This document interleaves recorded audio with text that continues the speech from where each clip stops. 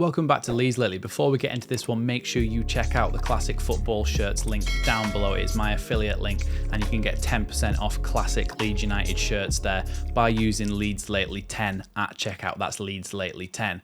Today's video, though, is going to be a little bit of maybe what Daniel Farke might be working on in the international break, because we're going to talk a little bit about how Rutter and Piroe can better play together. Now, in the game against Sheffield Wednesday, they really didn't link up well, and I think the problem with that will be explained in this video. So, let's get the tactics board back out. We haven't had it in a while, so let's get it back out. Here's one I prepared earlier. Now, there will be a bit of glare on there, but otherwise you wouldn't see me with any light. So, let's talk about it then. So, we've got the opposition here, and they're in red, set up in a bit of a 4-4-2 situation. Usually, as Leeds United, we would have two centre-backs here, Rodon and Strauch, ready for if the ball comes back to them to then recycle the ball, play back up the pitch again. You've got Ayling or Jed Spence high and very wide, and Gnonto or Somerville here. Same on this side with maybe somebody like Shackleton sitting a little bit deeper, but ready for if the ball comes over here, he likes to have a little overlap or a little underlap to try and get the ball across there into the box. But those weren't the issues that we were facing in the game against Sheffield Wednesday. The issue was that you would see a lot of the time Piroe in here, waiting to receive a ball, and Rutter playing on the last man. Now, when Piroe received the ball, so let's say it goes to Archie Gray, and Archie Gray pings it into his feet, a lot of the time it will be a loose pass, and this player would be able to come and get on the ball, and they'd be able to counter-attack. Now, the difference between swapping them round is that somebody like Piroe, let's say they swapped round like this. Then if the ball comes to Ampadu and Ampadu gives it into Rutter's feet, Rutter is much more comfortable turning, facing the goal and running at a defender. This way, the holding midfielder might get drawn in, this defender might get drawn in. That allows Piroe to make runs in behind. It allows him to make runs in behind, which is what he's best at, and have a shot at goal. The other thing is that this isn't going to happen too often because of the way that teams are going to play against us. Teams are going to be sitting quite deep, quite hard to play against, and quite hard to get in behind. So a lot of the time, you're going to find that Leeds are playing around the edge of the opposition box, and they've actually had to drop in midfielders and stuff here to try and cut out what's happening here. So how it would look is a little bit more like this. They might leave one player up in attack, but everybody else is pretty much back and marking a man. So nobody's actually free in any of these situations. So let's say Ampadu has the ball. A lot of the time, Leeds aren't able to create overloads because they've got so many players back. But what needs to happen is Rutter needs to do what he does best, and that's drift. So let's say that Ampadu has the ball here. He passes it to Archie Gray, and Archie Gray passes it to, let's say it's Gnonto in there. Now, Gnonto in this situation, which is what we had against Sheffield Wednesday, only has one option really, or two options. Okay, you can come back, but then that slows down the pace of the move, and we aren't able to do enough quickly enough to actually get in behind and make a difference. Or he goes to his overlapping fullback, Jed Spence, maybe here. Now, if Jed Spence is closed off here, there's not much he can do but come back. What Rutter does, and what he did really well against Ipswich, and what I'd like him to do more, is drift out here to provide an extra man. Now, this then creates a little bit more of an overload. This player's got the ball, Gnonto, he's got Jed Spence maybe running in here, and he's also got an option for Rutter to come and receive the ball here.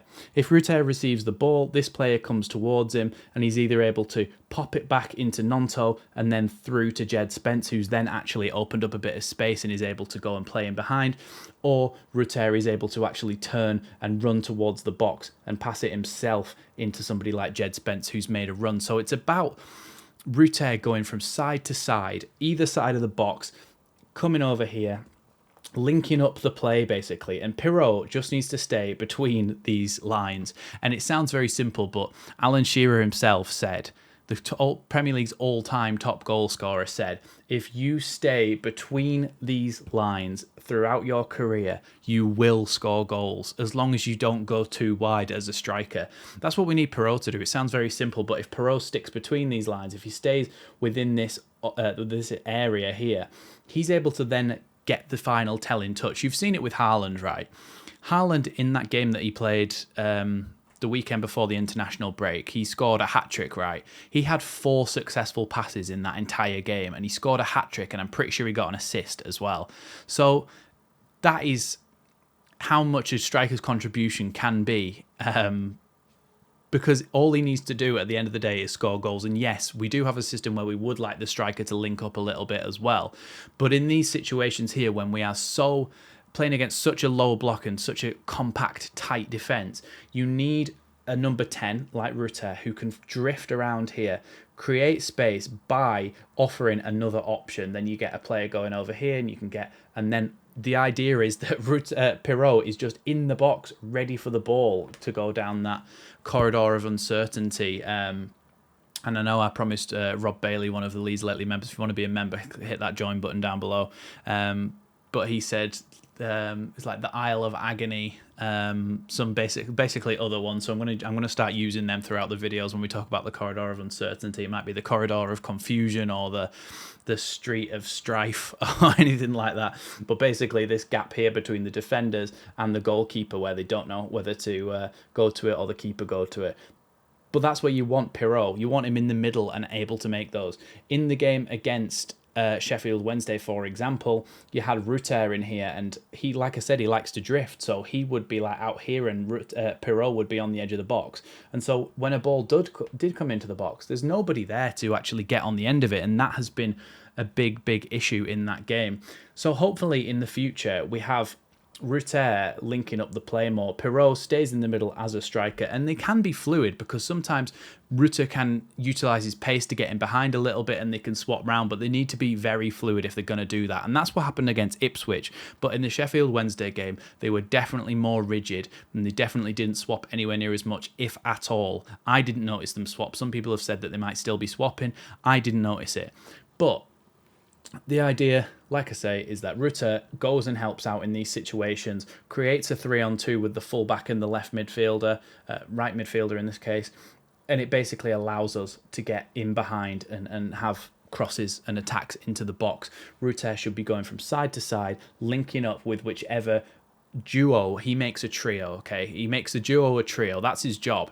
For me, that is his job in here. So you have your fullback and your winger in Daniel Farke's system will always overlap or underlap each other to try and create space down the wings and get the ball into the box.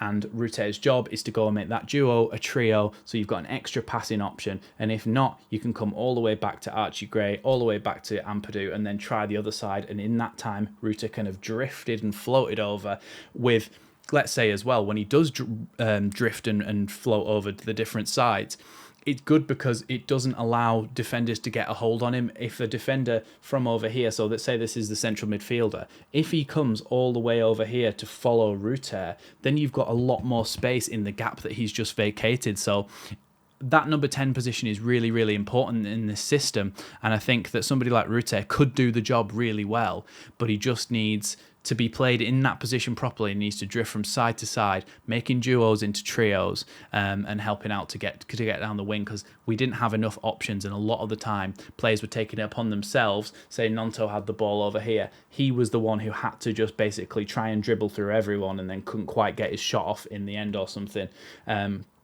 But basically, yeah, you need Rutter going from side to side, making duos into trios, linking up the play, helping out, and have Piroe right down the middle in the centre. I also think that potentially Glenn Kamara could help out with this as well, because whilst Archie Gray is usually quite withdrawn, still higher forward than Ethan Ampadu maybe at some times, but Glenn Kamara, I think he's more likely to come up here, get towards the box, add an extra man in there as well for those attacks, and also be able to have a good shot on him, because if you've seen his goal against RB Leipzig in the Europa League for Rangers, and I think there was one against Benfica, maybe somebody like that as well, he scored some really good goals, really good controlled finishes from outside the box. So you could see Glenn Kamara coming forward and helping out in those situations as well, which would take the burden off Rutter a little bit, and Rutter could drift over to one side and leave Kamara on the other side. And you see how it all starts to become very, very fluid in the end. And obviously, in these situations, you've still got your rest defence, as in the players who are not currently in danger, but are ready to cut out a counter-attack. If the ball goes back to this defender and he hoofs it long, you've got Rodon who can come and win this first ball, and you've got Strauch who can come and cover behind, and that's the idea of having that rest defence back there. So I think this will really work for Leeds United, and it's what probably they're trying to do anyway, but it just needs to be a little bit more fluid, a little bit more slick, and a little bit more quick. So yeah, that's going to be it. That's the first tactics board video in a while. So let me know what you think down below. Let me know if you agree or have any other things that you could see any of our players, maybe our new signings, coming in and helping out with.